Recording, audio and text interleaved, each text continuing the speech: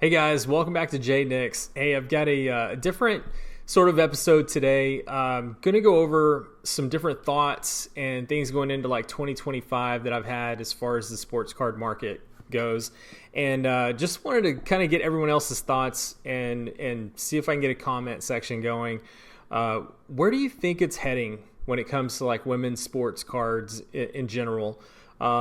I've got some tabs open here in the browser where we can kind of go over some research and different things about Caitlin Clark, WNBA cards, and so forth. And I'm usually not an early adopter for different things. So, like, I'm definitely not an early adopter with WNBA. Like, I don't have a single WNBA card. I think besides, like, maybe some 2001 Fleer Ultra WNBA cards or something. But anyway, this isn't something that I've sought like in retail stores or at the hobby stores, anything like that. I have not bought a single WNBA product.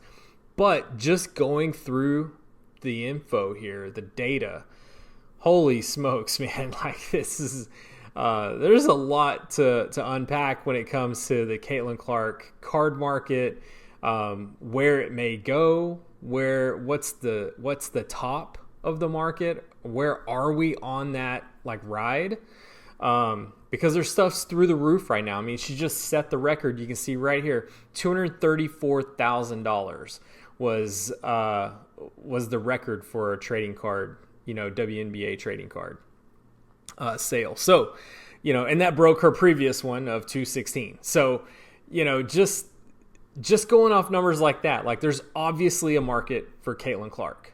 But what about the rest? Is it just a Caitlin Clark market or is it a WNBA market? So, just kind of going through this, I was able to find some numbers here, like on like a Whatnot report and review of 2024. And so they said WNBA searches were up 870%. Now, obviously, you can see the Caitlin Clark was up, 2,400%. All right. So she transcends the sport, the league and everything, which we've already established that's crazy. But 870% is nothing to like laugh at, right? Like that's a pretty significant jump. So I think that there may be something there. I think that Caitlin Clark probably dominates this too. I think they both correlate with each other. So people searching WNBA are really searching for Caitlin Clark, but I don't think it's the whole thing. I think there are some that are looking for the other players as well. WNBA related shows surged 1,500%. I mean, that's wild. That is just craziness. Those are like crazy numbers for jumping. I mean, it's like when you see those shows where it's like 10x, like this is like 10x on some stuff here. So anyway, and then these numbers down here, this is kind of crazy, like a Paul Skeens deal. That's because no one knew who Paul Skeens was a year ago, but now he's 230,000%. Wembanyama, he was kind of the same way. Stroud was not. Stroud, everyone knew him from his Ohio State days, so this doesn't surprise me at all. But when we're talking about women's sports, like this is a pretty big deal. We can even go over to like soccer. So I was looking up like women's soccer card values, right? So just going through some things. I found a Reddit thread, and this is for the NWSL. So this is a Reddit thread from NWSL. And someone was talking about picking up, some NWSL cards, which now you're getting 5 to 10 full releases per year across 3 companies. So Parkside Topps and Panini. So it's over 1,000 cards per year for the NWSL league. You can see in the image here, they've got some old school like rookies here, young Tobin Heath, Mia Hamm, Kristen Press. So this is obviously a collector who is trying to get it out there like, hey, guys, you might be missing out on something here because this is starting to grow big time. And I'm with them. Most years had less than 10 cards. They're buried in men's sets, right? And in some cases, the only rookie cards you could find were tear outs from Sports Illustrated for kids. So true. I grew up during those days, like the Tiger Woods card, and I saw a lot of the female athletes back then, like Brandy Chastain.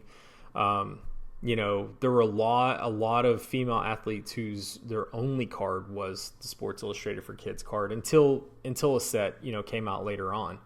So, this is something that gets me thinking, like, okay, so soccer's growing, like soccer, and especially like the NWSL league, that must be growing as well. And then I think the WCL is that Women's Champions League.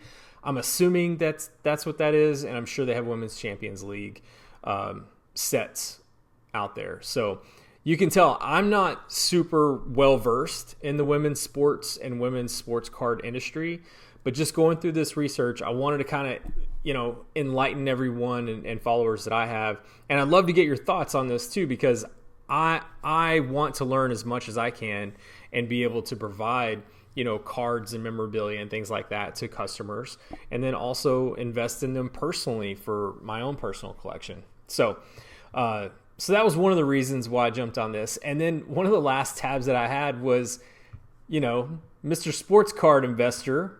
He's got a whole article here on 5 women's soccer cards to score now. So he talks about Trinity Rodman, her rookie card, Alex Morgan. She's got an auto out there. Rose Lavelle, Mallory Pugh, Sophia Smith. So it just kind of goes into this, but just the article alone tells me like it's worth talking about. It's worth putting the information out there. So, while I am not an expert in the women's sports and the women's sports card market, I want to be someone that if you guys have a question, I know where to look. If I don't know. So I can go and research it, and I can go and find these different things.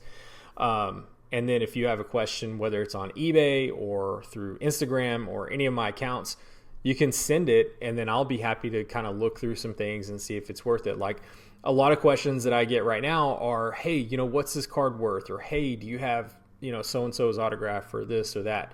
I don't get a lot of questions about women's sports. And that's kind of what made me curious about this whole thing. Like, I'm not getting the questions, but maybe I'm not letting it be known that I can field some of those questions, or that I want to field some of those questions. So, I have 3 daughters. So my daughters are into soccer and into sports. And in fact, one of my daughters does have women's soccer cards. I bought her a pack. She opened it. We both looked at it, but it wasn't something that I really I was like, hey, we need to grade this or that. It was nothing like that. She's 9. So we just put them in some little sleeves or in a binder, and, that's our little sports collection for the moment. But it's interesting. She asks for soccer cards all the time now. So, I've been thinking about this for a while, but now just seeing some of the Caitlin Clark numbers, and really getting through that first season of hers and everything, it's showing me that, hey, this is somewhere where you should be. You should know. You should have some knowledge in it. And also ask questions. Like, that's the thing. Be curious about this stuff, guys, or else it will pass you by. Like, being an early adopter of this is already gone. You're not going to be early now.